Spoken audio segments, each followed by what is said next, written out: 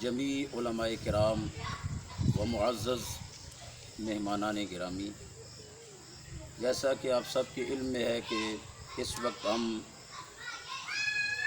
قرآن محل شریف کی افتتاحی تقریب میں حاضر ہیں اور اس کی پوری تفصیل پاسبان مسلک اولیاء مصنف کتب کثیرہ حضرت علامہ صاحبزادہ مقصود احمد صابری صاحب قبلہ نے بیان فرما دی ہے۔ یقیناً یہ جو اتنا عظیم کام اللہ تعالیٰ نے ان سے لیا ہے، مراد حاجی غلام مصطفیٰ صاحب اور صاحبزادہ مقصود احمد صابری صاحب اور ان کے تمام معاونین ہیں۔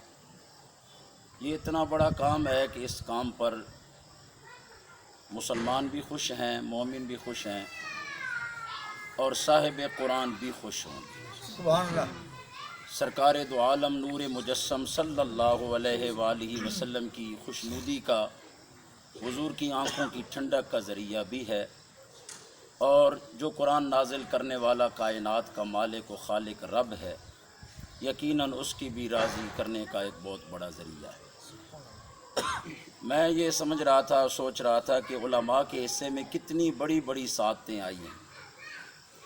اللہ تعالیٰ نے اس جماعت کو حفاظت قرآن کے لیے چنا ہے، چاہے الفاظ کی حفاظت ہو، چاہے معانی کی حفاظت ہو، چاہے قرآن مجید جس ورق پہ لکھا ہوا ہے اس کی حفاظت ہو۔ آپ خود دیکھیں کہ یہ فریضہ وہ خوش نصیب ادا کر رہے ہیں جنہیں اللہ تعالیٰ نے مصطفیٰ کریم کی دین کی علم کی خیرات عطا فرمائی ہے۔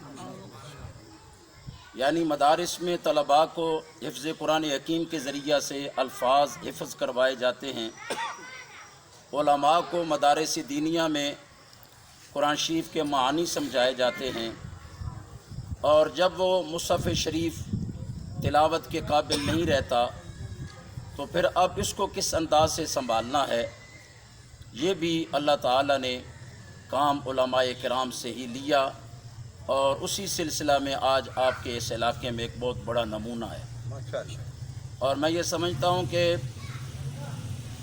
قرآن مجید کی حفاظت، جیسا کہ صابری صاحب فرما رہے ہیں، بلا شبہ ایسا ہی ہے۔ قرآن مجید کی حفاظت کرنے والا بندہ چھوٹا بندہ نہیں ہوتا، وہ اللہ کی نظر میں بہت بڑا بندہ ہوتا ہے۔ یعنی جو قرآن مجید کی اوراق اٹھاتا ہے مختلف جگہوں سے اور ان کی حفاظت کرتا ہے۔ مجھے ایک فقیر ملے تھے اور انہوں نے ایک تھیلا سا اٹھایا ہوا تھا اور وہ چن رہے تھے کاغذ، تو اس میں قرآن مجید کے اوراق وہ جمع کرتے تھے۔ تو میں نے ان کی حالت کو دیکھا تو کسی اور نظر والے کی زبان سے میں نے سنا کہ اس قرآن کے ورقے اٹھانے والے کو خود نہیں پتہ کہ اللہ کے ہاں اس کا کیا مقام ہے۔ یہ جو سارا دن پھرتا ہے کہ کسی جگہ سے قرآن مجید کے اوراق مجھے ملیں اور میں ان کو محفوظ جگہ پہ پہنچاؤں، تو وہ صاحب نظر فرمانے لگے شاید مسجدوں کے مصلوں پر سجدہ کرنے والے اس منزل پہ نہیں پہنچے جس منزل پہ اللہ نے اس ورقے اٹھانے والے کو پہنچایا۔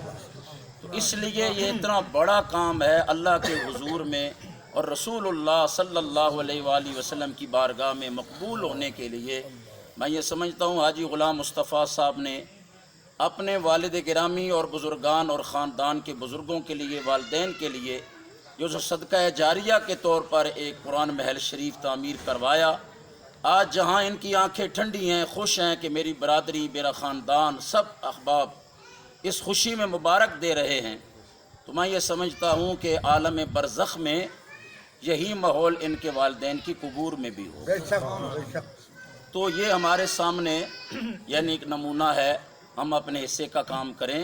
بہت سارے زمیندار یہاں زمینیں چھوڑ کے چلے گئے، بڑے بڑوں کی زمینیں یہیں پڑی رہ گئیں، اور اس وقت ان کے جو نشان باقی ہیں، تو مسجد کے جو مین دروازہ ہے اس دروازے پر اگر کسی کا کوئی نام لکھا ہے تو اس بابا کی یاد باقی ہے۔ باقی گئی زمینیں بک گئیں، کون تھا، کب تھا، کتنی زمینوں کا مالک تھا، اب ان کا نام و نشان ہی نہیں ہے۔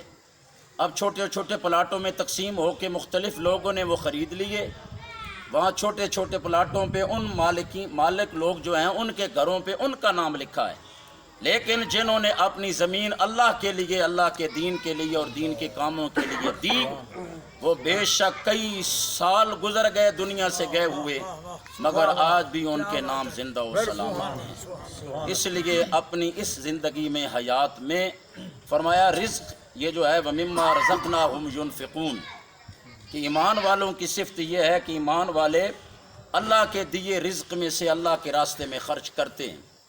تو اب رزق صرف روٹی پانی کو نہیں کہتے، رزق کی جو اس کی تفصیل ہے اس میں یہ ہے کہ جس کو اللہ نے علم کی خیرات عطا فرمائی، یہ بھی اللہ کی طرف سے عطا کردہ رزق ہے۔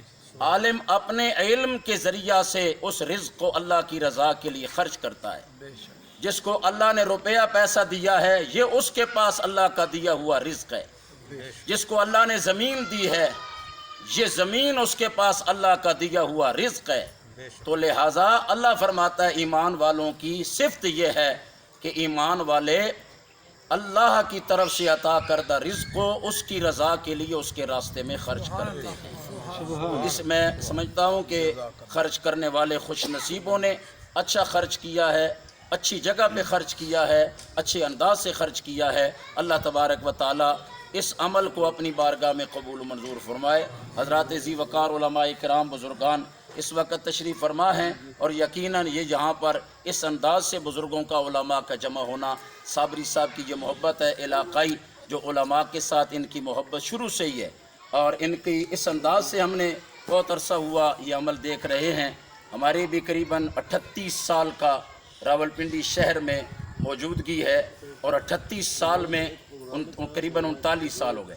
39 سال میں ہم نے بھی بہت سارے لوگوں کو اپنی آنکھوں سے کام کرتے ہوئے دیکھا ہے کہ تنظیمی بندہ کون ہے، کام کرنے والا بندہ کون ہے۔ تو اللہ تعالیٰ کی فضل سے ہم نے شہر کی حدود میں بھی، جب بنی چوک کا وہ ماحول تھا، تو اس ماحول میں بھی ہم نے صابری صاحب کو کام کرتے ہوئے اپنی آنکھوں سے دیکھا۔ ابھی یہاں پر اس علاقے میں تشریف نہیں لائے تھے، تو یہاں پر آنے کے بعد بھی جس انداز سے انہوں نے علاقے کو سنبھالا، شہر کے اندر جس انداز سے یہ اپنا کام کر رہے ہیں، مسلک کے لیے، دین کے لیے، مسلک اولیاء کے لیے، اور ناموس رسالت کے لیے، ناموس آل بیت کے لیے، ناموس صحابہ کے لیے۔ اور میں آخری جملے میں یہ عرض کرنا چاہوں گا کہ ہم اہل سنت و جماعت ہیں، الحمدللہ۔ ہم اللہ کا شکر ادا کرتے ہیں۔ اس دنیا میں عقائد کی اس بھیڑ میں نہ جانے کوئی کہاں کہاں کس کس جگہ پہ گر رہا ہے، کوئی ادھر گر رہا ہے، کوئی ادھر گر رہا ہے۔ واحد اکیلے خوش نصیب اہل سنت و جماعت ہیں جنہیں اللہ نے اعتدال والا رستہ عطا فرما رکھا ہے۔ صحابہ کا دامن بھی ان کے ہاتھ میں ہے، اور اہل بیت کی محبت کا دامن بھی ان کے ہاتھ میں ہے۔ تو ہم اللہ کا شکر ادا کرتے ہیں، ایسے خوش نصیبوں سے اللہ یہ کام لے رہا ہے۔ اللہ تعالیٰ صابری صاحب کو، حاجی غلام مصطفیٰ صاحب کو، حضرت قبلہ شاہ جی کی زیر سرپرستی مزید جتنے بھی ان کے منصوبہ جات ہیں، اللہ اس میں تکمیل عطا کرے۔ وآخر دعوانا ان الحمدللہ رب العالمین۔ لیکن میرا وظیفہ اپنی جگہ رہ جائے گا۔ قائم ہو بدن سے جب کفن کی نسبت، یہ تو میں چھوڑتا نہیں ہوں، چاہے ماحول کیسا ہی کیوں نہ ہو۔ قائم ہو بدن سے جب کفن کی نسبت، چہرے سے عیاں ہو پنج تن کی نسبت۔ یا رب میری تقدیر میں لکھ دے تا حشر، زہرا و حسین اور حسن کی نسبت۔